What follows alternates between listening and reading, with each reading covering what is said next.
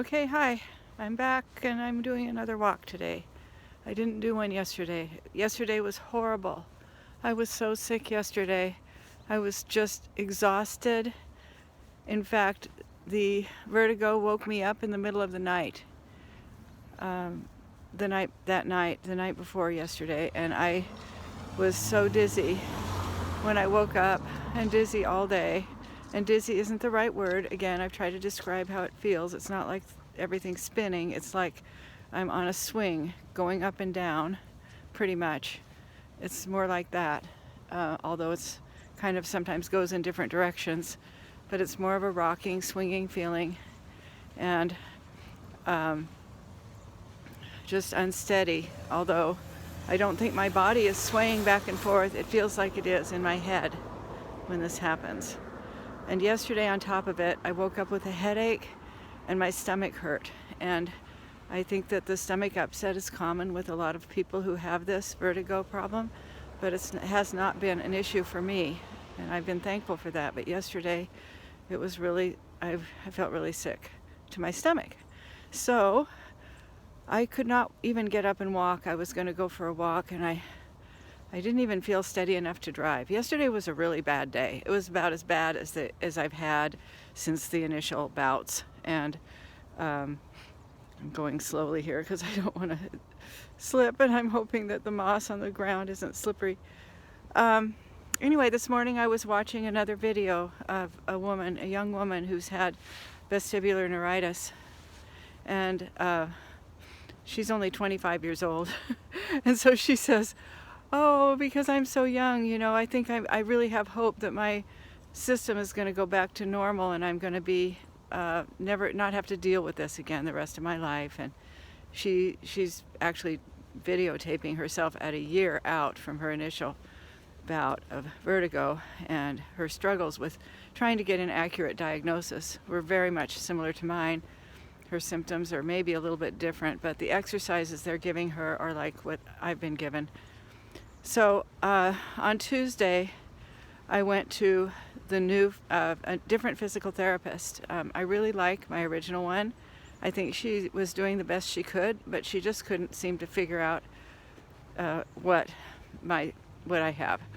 The nystagmus changed a little bit each time she observed it. Every week I was going into her, and I did that for 4 or 5 weeks. And now, so she, we both agreed that it might be a good idea to have somebody else look at me.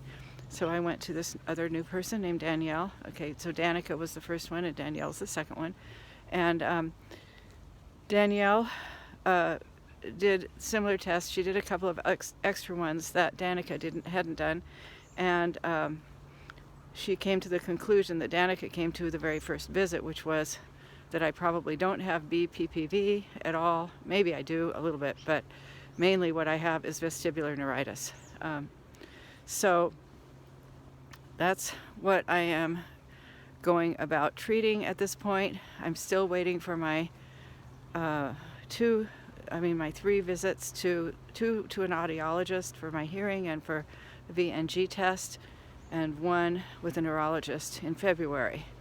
Those are coming up, and I'm really hoping that I actually have high hopes for the 2 audiology tests, that I can find out more accurately what part of my vestibular system is messed up. Where is it?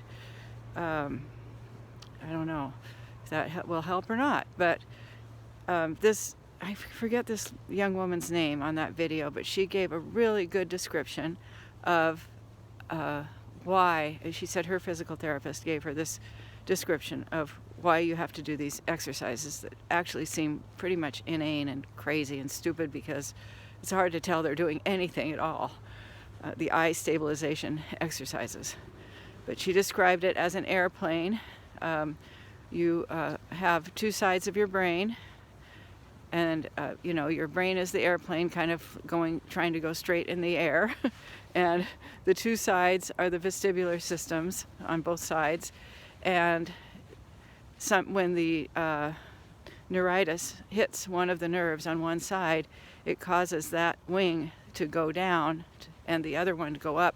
So they're not working together anymore. So what the exercises do is they help bring that other wing up, I guess. They help stabilize.